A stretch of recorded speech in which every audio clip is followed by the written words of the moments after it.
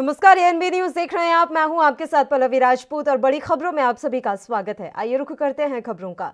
26 जनवरी को tractor parade की अनुमति मिलने के बाद दिल्ली बॉर्डर पर प्रदर्शन कर रहे किसान संगठनों में से क्रांतिकारी किसान यूनियन के नेता दर्शन पाल ने सोमवार को कहा कि 1 फरवरी को पैदल संसद भवन तक मार्च करेंगे।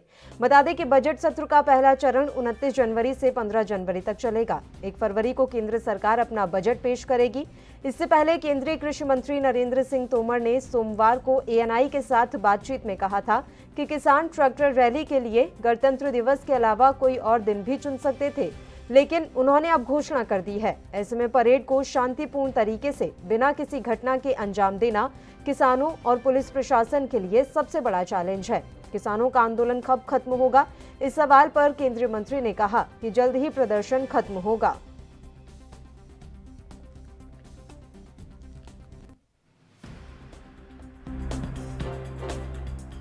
दूसरा यह है कि हमने एक ऐलान किया है, डिसाइड किया है और उसको अनाउंस किया है, वो है 1 फरवरी को March two the parliament.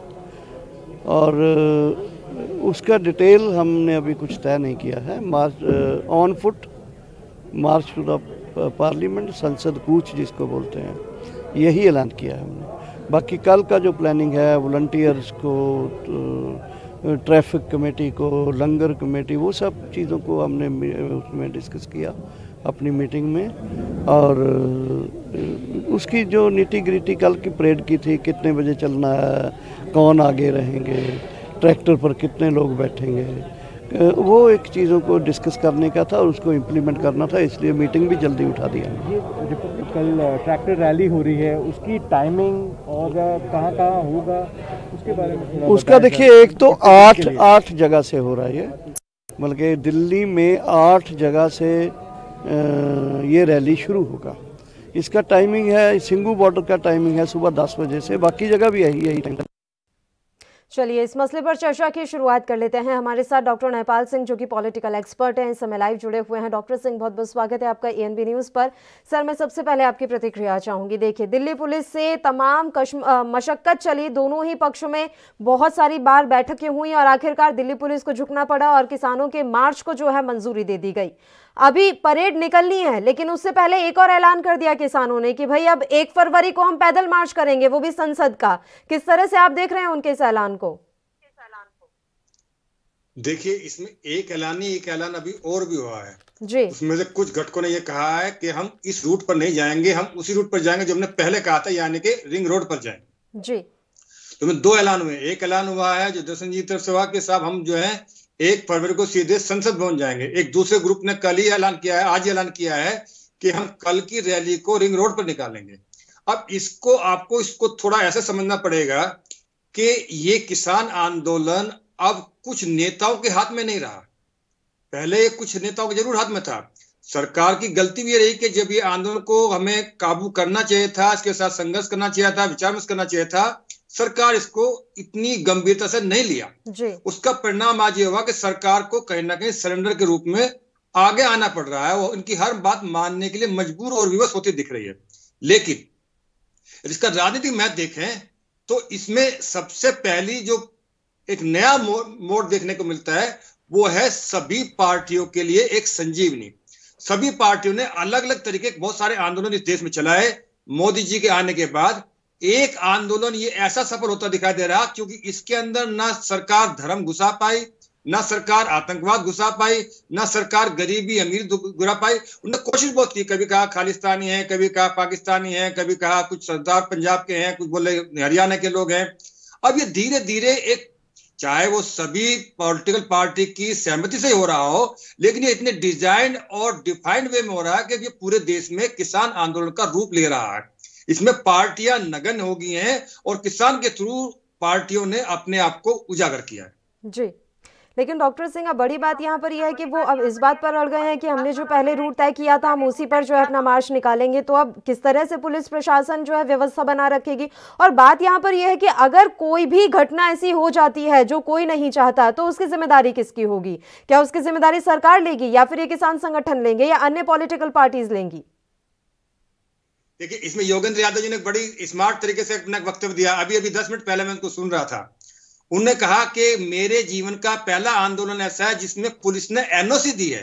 NOC का मतलब यह है कि पुलिस ने सारी जिम्मेदारी ले ली है कि वो रख रखाव की जिम्मेदारी पुलिस करेगी। अब इसको थोड़ा ऐसा समझना पड़ेगा हमें पूरे आंदोलन को कि किसान नेता चाहे वो पर्दे के पीछे से है या पर्दे के आगे से है, उनका मकसद दो ही जगह पूरा होता है, या तो इसका कन्फ्रंटेशन हो जाए और या इसमें उनकी बात मान ली जाए।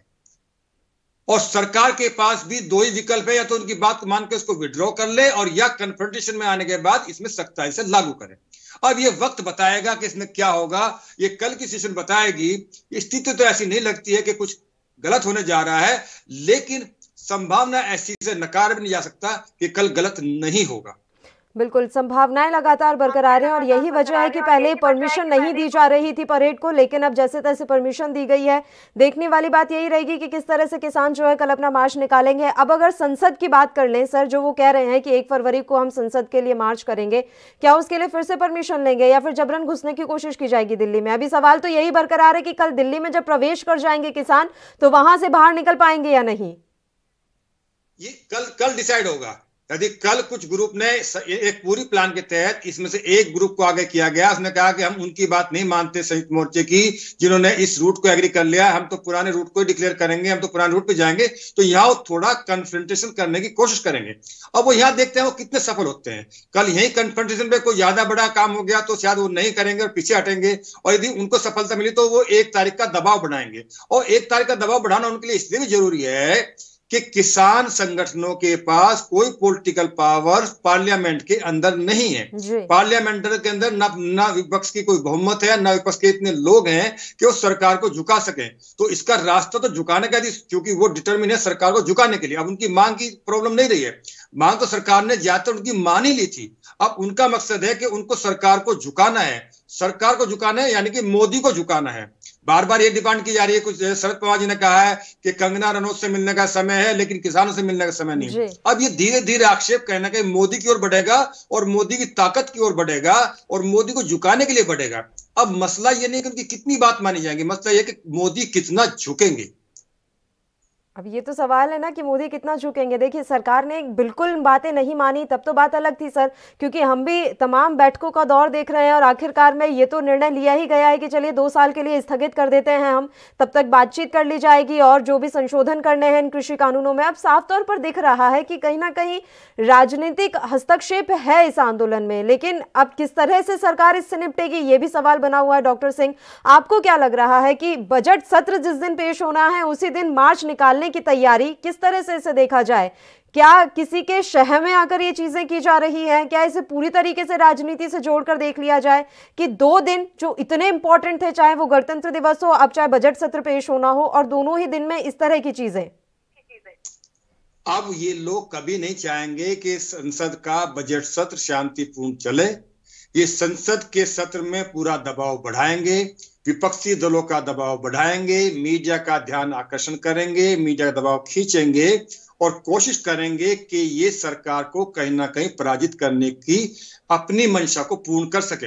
अन्यथा क्या था, जो सरकार ने पेशकश की थी 1.5 साल की, वो 2 साल की भी हो सकती थी। और सरकार ने अपनी मंशा में ऐसा कहीं नहीं कहा कि 2 साल बाद यदि समितियां ये सिफारिश करती हैं कि ये नियम सारे वापस हो जाने चाहिए तो उसको मना करेगी। उसने कहा था 2 साल के लिए हम समिति बनाते हैं। सुप्रीम कोर्ट ने भी कहा था हम समिति बनाते हैं। समिति जो भी सुझाव देगी वो सुप्रीम कोर्ट के पास पहले जाएगा, क्योंकि अब ये केस सब जुडिस है, सुप्रीम कोर्ट के संज्ञान में है।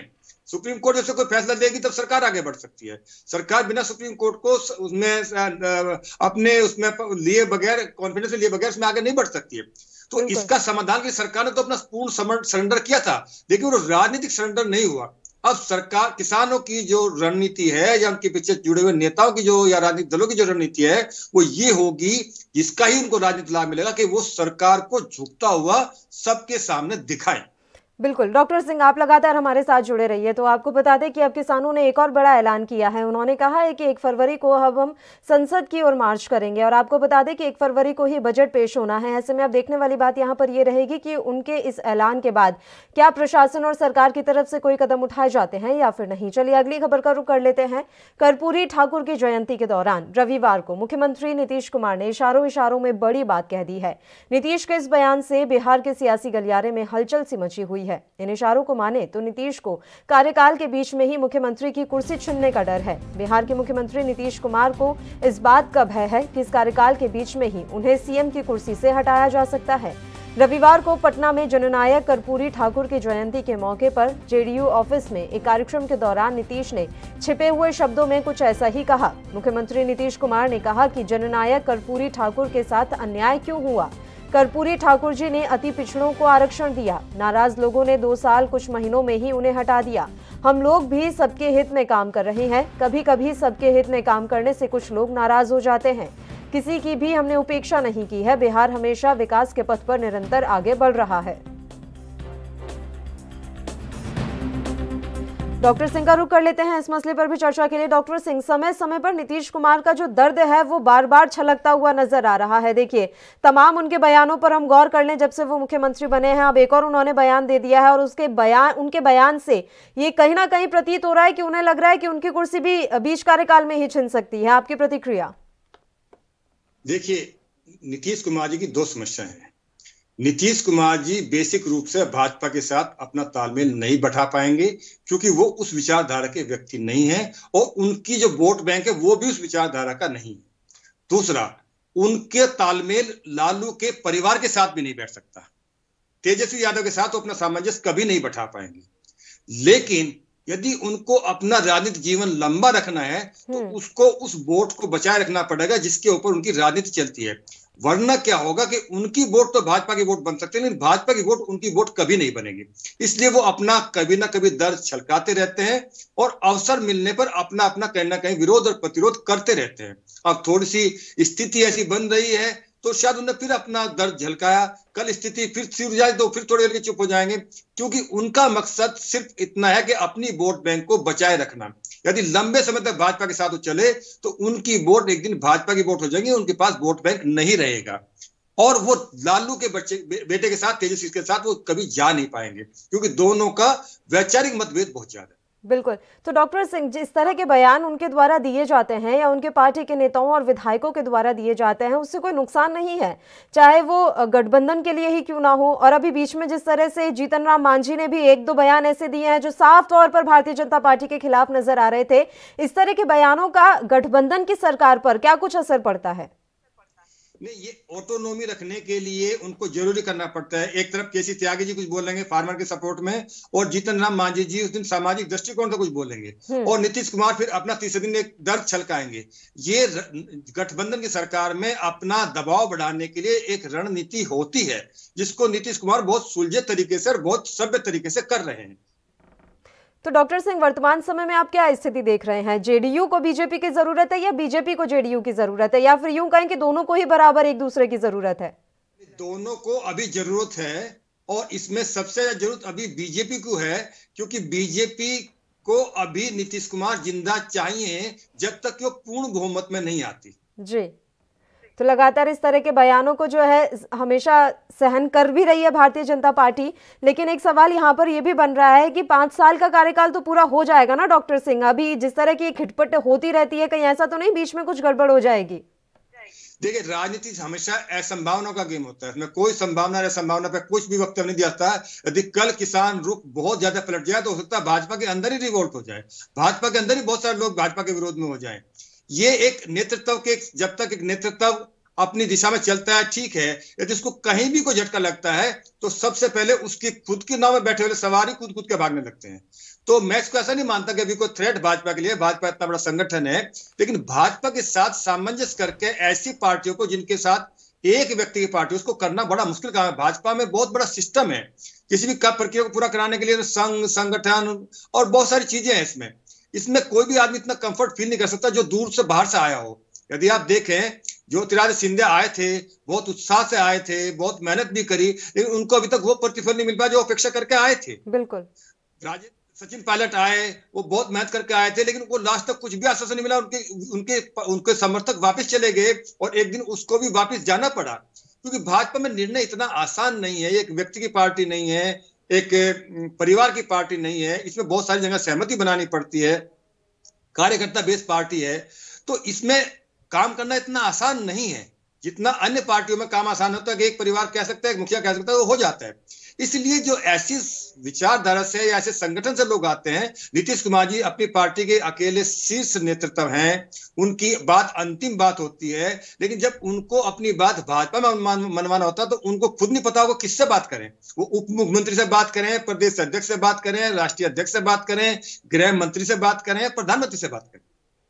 बिल्कुल। तो डॉक्टर सिंह, मंत्रिमंडल के विस्तार को फिर इसी से जोड़कर देखा जाए कि दोनों पार्टियों में सहमति नहीं बन पा रही है, या फिर ये माना जाए कि बीजेपी चाह रही है कि पिछले बार की तरह ही जो है सीटों मंत्रालयों का बंटवारा हो, लेकिन शायद नीतीश सहमति नहीं दे रहे हैं उस पर, 50-50 चाह रहे हैं नीतीश जी का यही एक उचित तरीका भी है दबाव बढ़ाने का, ये उचित समय भी है दबाव बढ़ाने का, क्योंकि उनके पास इतना एमएलए संख्या तो नहीं है, लेकिन उनके पास इतनी संख्या जरूर है कि जो भाजपा को डिस्टर्ब कर सकती है। इसलिए वो चाहेंगे कि महत्वपूर्ण विभाग उनके पास रहें, उनके जो बंटवारा हो उसमें भी उनकी समान भागीदारी हो, उनमें कोई कटौती ना हो जाए। इसलिए कभी वो मांझी से कहलवाएंगे, कभी वो केसी त्यागी से कहलवाएंगे, कभी कुछ विधायकों से कहलवाएंगे, और वो अपना दबाव पूरा जरूर बनाएंगे, लेकिन वो छोड़ के जरूर बिल्कुल नहीं जाएंगे।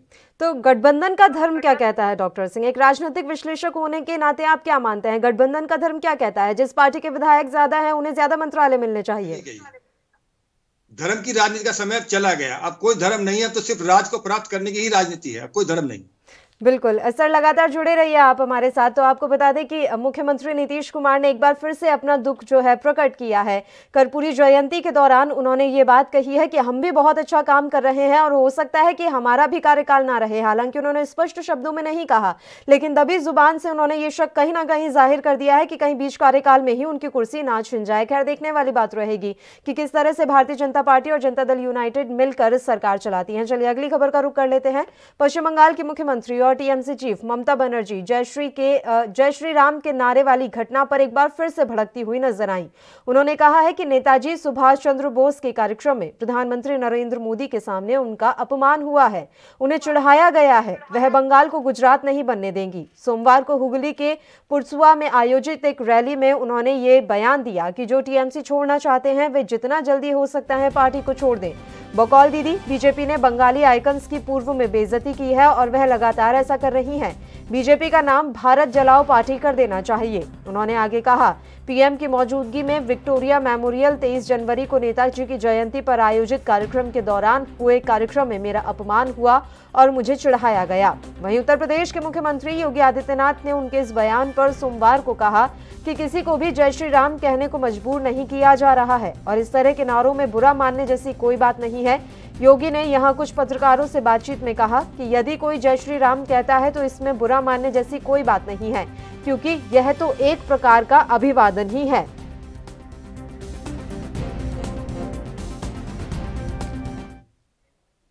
चलिए डॉक्टर सिंह का रुख कर लेते हैं इस मसले पर भी चर्चा के लिए। डॉक्टर सिंह, किस तरह से आप देख रहे हैं, जय श्री राम के नारे पर लड़ाई क्यों सिमटती हुई नजर आ रही है पश्चिम बंगाल की सियासी?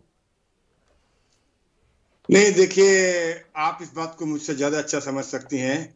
एक वर्ड होता है आपके कम्युनिकेशंस में और सोशल मीडिया, ट्रोलिंग। ट्रोलिंग में क्या करते हैं हम, इंसान के दिमाग के जाके अंदर बैठ जाते हैं, उसको इरिटेट करते हैं। तो ये पॉलिटिकल ट्रोलिंग है। भाजपा के अलग अलग नेता अलग अलग बयान से ममता के दिमाग में जाकर ट्रोलिंग करें। कभी वो किसी को छुड़वाने के मुद्दे में करेंगे, टीएमसी को तुड़वाने के मुद्दे में करेंगे, कभी जय श्री राम से करेंगे, कभी जय हिंद और जय भारत और वंदे मातरम पे करेंगे। और ये ममता का उग्र स्वभाव है जो उनके जाल में वो फंसती जा रही है। अखिलेश यादव भी कब्रिस्तान के जाल में फंस कर अपनी सत्ता गंवा चुके हैं। भाजपा का पूरा मकसद होगा कि वो कहीं ना कहीं सभी हिंदू वोट को एकत्र करें और उसमें यदि जितना ममता दीदी इरिटेट होंगी, उग्र होंगी और राम के विरुद्ध बोलेंगी, भारत के विरुद्ध बोलेंगी, वो पूरा ये एक हिंदू वोटों को इकट्ठा करने में मदद करेगा, चाहे वो किसी पार्टी से जुड़ी हो, चाहे वो लेफ्ट की हो या कांग्रेस की हो।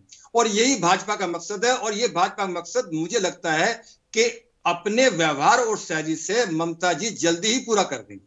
ठीक है डॉक्टर सिंह, अभी वर्तमान समय में पश्चिम बंगाल की सियासत को आप किस तरह से देख रहे हैं? चुनावी माहौल वहां पर साफ तौर पर नजर आ रहा है, उस चुनावी माहौल को किस तरह से आप देख रहे हैं? जिस तरह से हिंसा बहुत हो रही है, सबसे बड़ी बात यह जो नहीं होनी चाहिए, हिंसक घटनाएं हम आए दिन देख रहे हैं, लेकिन लगातार भारतीय जनता पार्टी के नेताओं ने जो वहां पर डेरा जमाया हुआ है, वो फील्डिंग आपको कैसी लग रही है इस समय? देखिए, भाजपा इसको बहुत ही गंभीरता से ले रही है। उसने अपना संगठन का पूरा ढांचा किया, उसने अपनी पूरी आईटी सेल को इकट्ठा किया, उसने अपने कार्यकर्ताओं का मनोबल बढ़ाया। हर कार्यकर्ता का, चाहे वो किसी भी झगड़े से या किसी से भी कुछ हुआ, नुकसान हुआ, तो उसको पूरा राष्ट्रीय मुद्दा बनाया। फिर उन्होंने प्रशासनिक अधिकारियों को भी ये संदेश देने की कोशिश करी कि यदि आप एक छत्र होकर दीदी की बात मानेंगे तो आपके खिलाफ कार्रवाई भी की जा सकती है, केंद्र के द्वारा की जाती है, या प्रदेश में सरकार बनने के बाद क्या होते हैं, तो उसको भी न्यूट्रलाइज करने की कोशिश करी। मीडिया को भी बताने करी कि यहाँ अराजकता है, दुनिया में भी बताने की कोशिश करी कि यहाँ बांग्लादेश के रिफ्यूजी आके यहाँ वोट को इफेक्ट करने की कोशिश कर रहे हैं। तो भाजपा ने अपनी सब तरह की तैयारी करी है। उसके पास बहुत सारे नेता हैं, योगी आदित्यनाथ हैं, आपके नरेंद्र मोदी हैं, अमित शाह हैं, और कैलाश विजयवर्गीय और उनके संघ के शिव प्रकाश जी तो बहुत दिन से वहीं पर रुके हुए हैं। लेकिन ममता के पास जो उसके संगठन के लोग थे, शिवेंदु अधिकारी जी थे, दूसरे लोग थे, जो उनके परिवार के लोग थे, वो सब टूट टूट कर जा रहे हैं। तो ममता यहाँ कहीं ना कहीं अपने आप में बहुत अकेली पड़ती दिखाई दे रही है, और राजनीति पूरे परसेप्शन पर चलती है। यदि आप किसान आंदोलन में देखें तो अभी ऐसा कुछ नहीं हुआ, लेकिन परसेप्शन ये दे दिया गया कि किसानों की सभी जमीनें अंबानी और अडानी लेने आ रहे हैं। और ऐसा ही परसेप्शन बंगाल में दे दिया गया कि यदि ममता रही तो यहाँ हिंदुत्व खत्म हो जाएगा, हिंदू समाज खत्म हो जाएगा, हिंदू धर्म खत्म हो जाएगा, और यहाँ सिर्फ आतंकवाद और बांग्लादेशी रहेगा। उसका कुछ दोष सही भी हो सकता है ममता के लिए, लेकिन ममता जी को इस समय पर अपने चुनाव पर ध्यान न देके वो इन जाल में उलझती जा रही हैं, और भाजपा इस खेल में उनको मुझे लगता है परास्त कर ही देगी। लेकिन पश्चिम बंगाल की सियासत को बिना ममता बनर्जी के देखना आपको कैसा लग रहा है? क्या वाकई में इतना आसान होगा भारतीय जनता पार्टी के लिए कि ममता बनर्जी को उखाड़ फेंके? 2014 में यूपी में भी कोई ऐसा नहीं सोच सकता था। जी बिल्कुल, ये तो बात सही है। लेकिन जब वोट इकट्ठी होंगी, कुछ वोट बट जाएंगे जिनके वोट के ऊपर ममता जिंदा है, और ममता का और कांग्रेस का एक ही फेल्योर है कि वो एक ही समुदाय की वोट पर आधारित अपनी राजनीति को केंद्रित कर ले जाते हैं। बिल्कुल। अभी आप देखो ना, कोई भी राजनीतिक पार्टी 2014 से 2021 तक कोई राजनीतिक आंदोलन इस देश में नहीं चला पाई। पहली बार जैसे वो राजनीति से हटके और सिर्फ किसान के रूप पर आए तो वो आंदोलन सफल हो गया। लेकिन ममता और कांग्रेस और लेफ्टिस्ट की जो प्रॉब्लम है वो ये प्रॉब्लम है कि वो एक ही जाति और धर्म के ऊपर राजनीति करने उनको ना छिटक जाए। जबकि इसमें यदि आप देखें दिल्ली के चुनाव में केजरीवाल ने बड़ा स्मार्ट प्ले किया। उसने देख लिया कि जो माइनॉरिटी की वोट है उससे अलग जा ही नहीं सकती, इसलिए वो हनुमान जी उपासक बन गए, हनुमान जी के मंदिर चले गए, श्री राम की गाथा गाने लगे, और उन्होंने उस हिंदू वोट को छिड़कने से रोक दिया जो उससे नाराज होकर जा सकती थी। जी, और यही जो पैंतरा है वो भारतीय जनता पार्टी की तरफ से अपनाया जा रहा है पश्चिम बंगाल में। अब आप जो है चेहरा किसे मान रहे हैं सर, अगर मुख्यमंत्री की बात करें? वैसे अभी आपने थोड़ी देर पहले उत्तर प्रदेश का एग्जाम्पल दिया था, वहां पर भी किसी को दूर दूर तक अंदाजा नहीं था कि योगी आदित्यनाथ को मुख्यमंत्री बना लेंगे। तो यही माना जाए कि फिलहाल पश्चिम बंगाल का जो चुनाव है वो प्रधानमंत्री नरेंद्र मोदी के चेहरे पर ही लड़ा जाएगा। बेशक ये जो आज की डेट में भाजपा में सबसे ज्यादा भीड़ खींचने वाला और मजबूत चेहरा, आज आपके सभी डिफरेंट कुछ मीडिया ने भी इसका सर्वे करके दिखाया, आज भी लोकप्रियता के हिसाब से नरेंद्र मोदी का कोई विकल्प किसी पार्टी के पास नहीं है। और अमित शाह से बढ़िया कोई संगठन का काम करने वाला व्यक्ति नहीं है। अमित शाह तोड़फोड़ की राजनीति, संगठन की राजनीति के माहिर हैं। वो किस गोटी को कहां खेलना ये अच्छी तरह जानते हैं, और भीड़ को कैसे अटैक करना ये मोदी अच्छी तरह जानते हैं। दो खिलाड़ी खेलेंगे, और धर्म का इसमें जो है योगी का सबसे बड़ा चेहरा है। अब भाजपा के पास बहुत बड़ा चेहरा योगी का चेहरा है।